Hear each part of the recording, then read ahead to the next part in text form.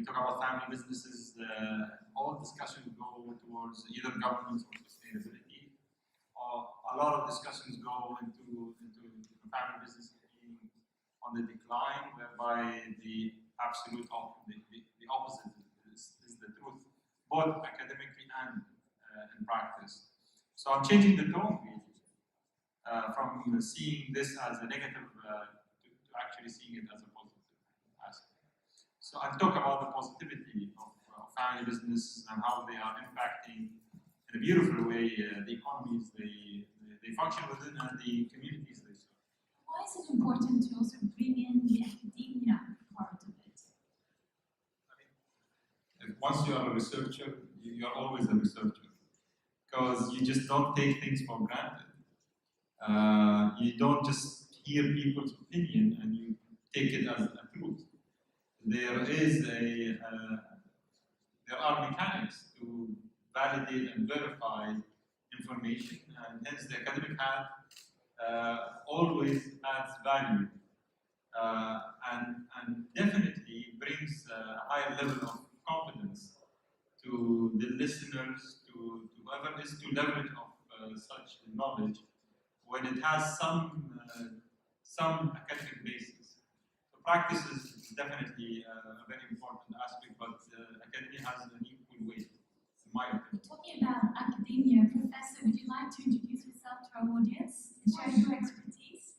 Thank you. So my name is Dima Jamali. I'm the Dean of the College of Business at the University of Sharjah. And I'm a friend of all the panelists here. It's an honor. Very pleased to be with you, Vanessa, also today. And they asked me to come on this panel, and I wanted to share a different perspective. I totally agree with Mr. Adil about the immense potential of family businesses, especially in this region.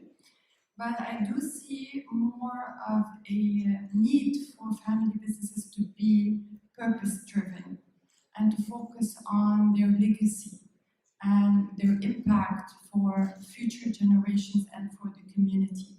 I think that our focus is tilted.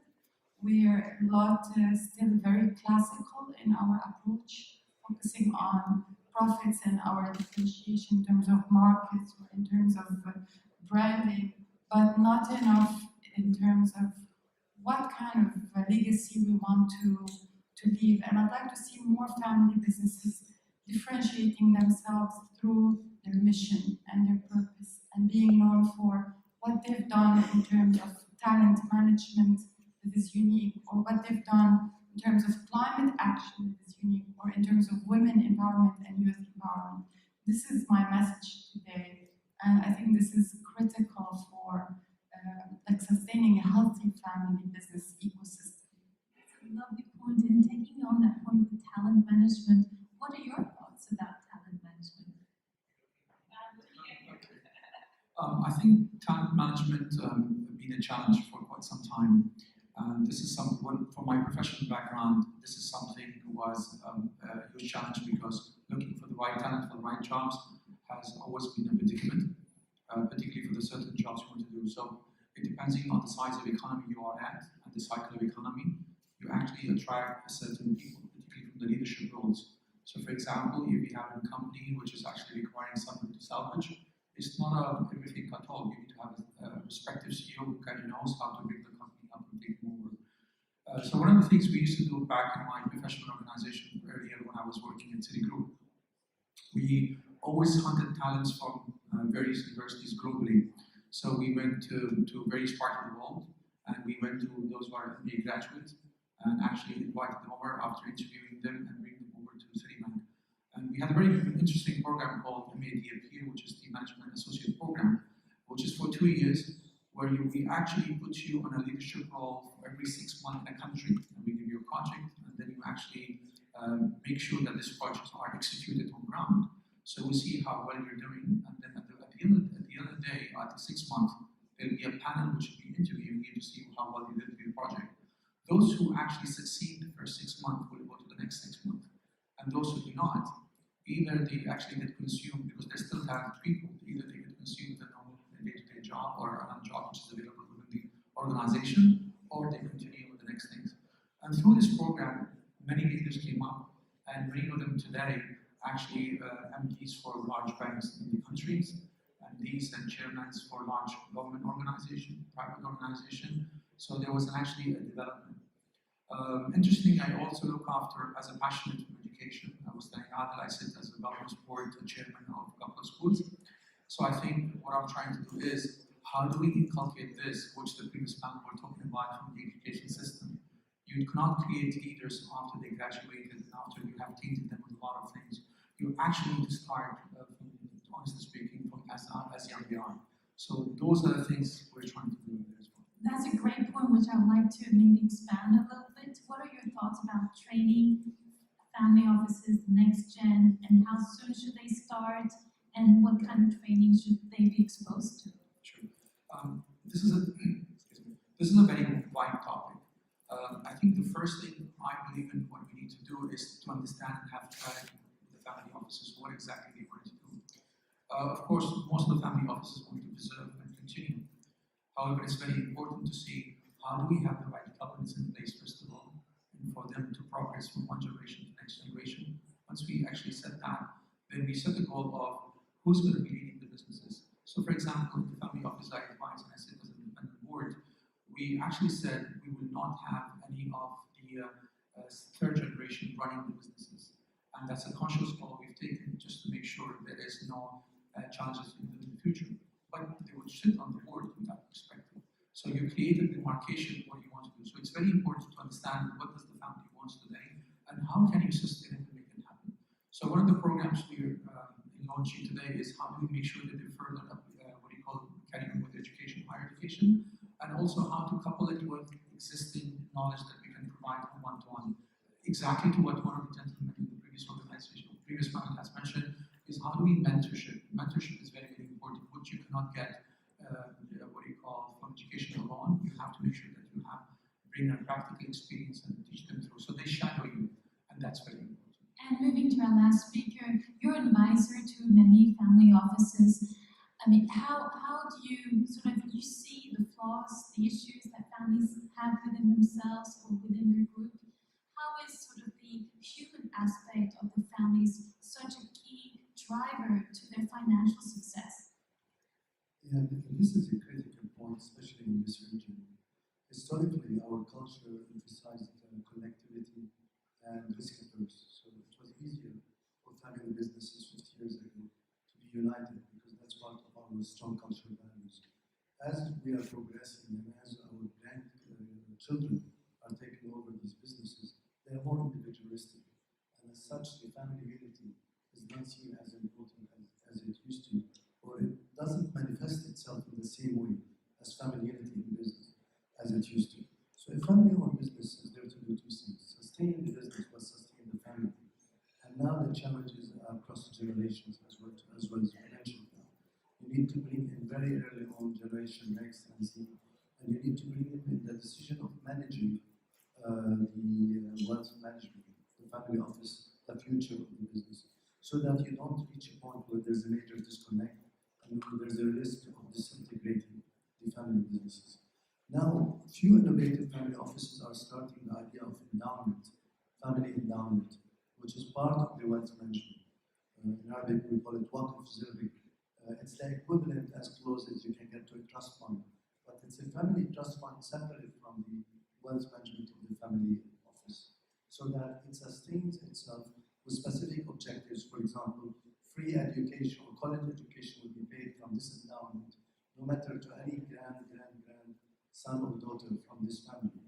And so it will be endowed from the beginning, and it will continue to be endowed from the profits of the family businesses, so that they ensure that future generation has a level playing field in terms of access to education within the family. Now, the endowment will be probably following Islamic Sharia, so it's easier to structure it in different ways. So there are innovations in this part of the world.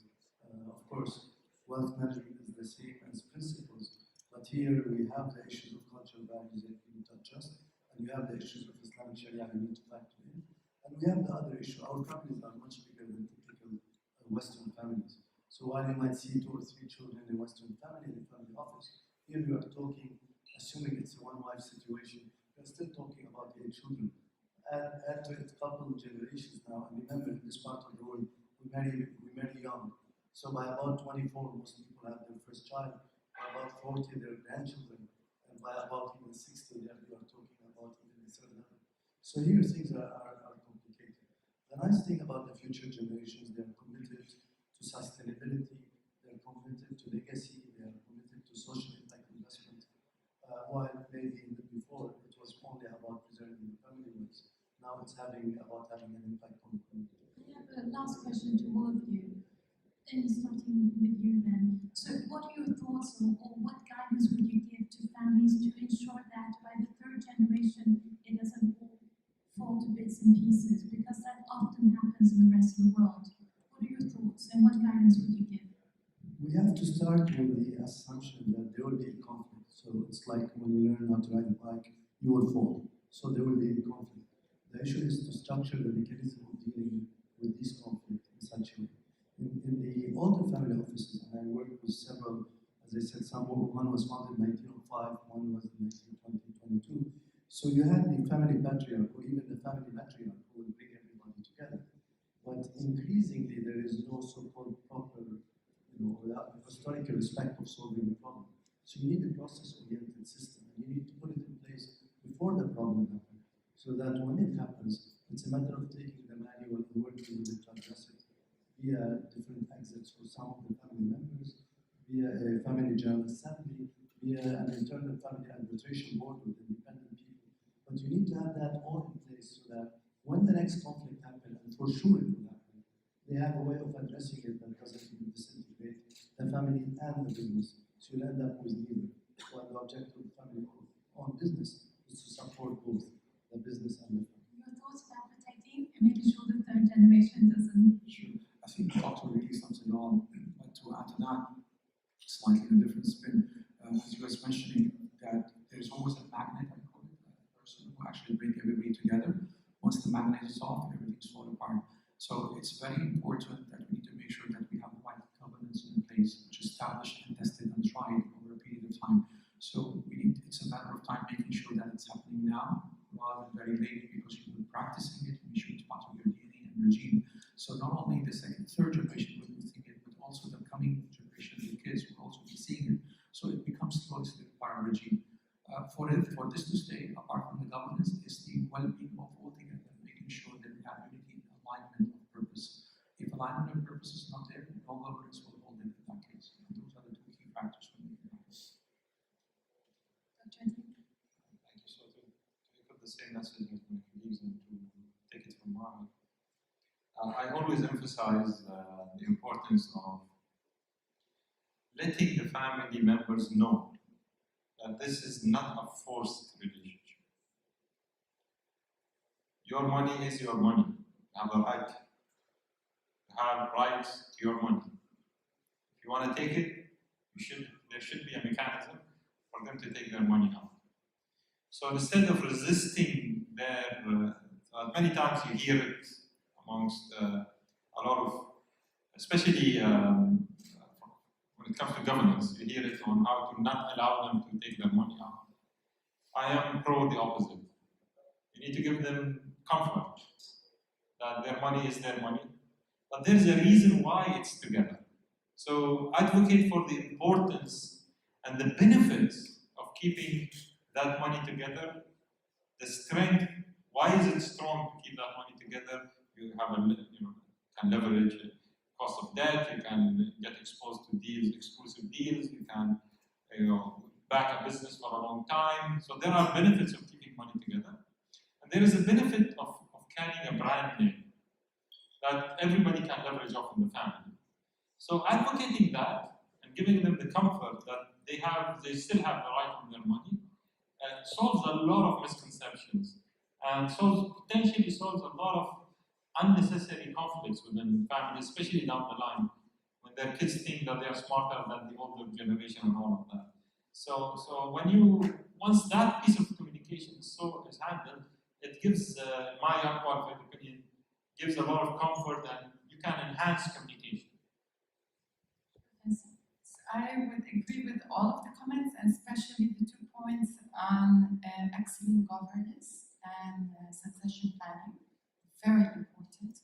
And there is a recent Deloitte report that shows that family businesses that had very good governance practices in place, they did much better during COVID crisis in terms of coping because they had mechanisms in place to alleviate risks. The other part is the purpose. This is exactly what Maher said. And I think having a larger purpose will give meaning to the family and something to work together for. So it's likely to keep the family business coherent and to work together. So those two key points, exactly like Maher, with a bit of a twist and elaboration. Thank you. I wish this panel could go on and on. I really enjoyed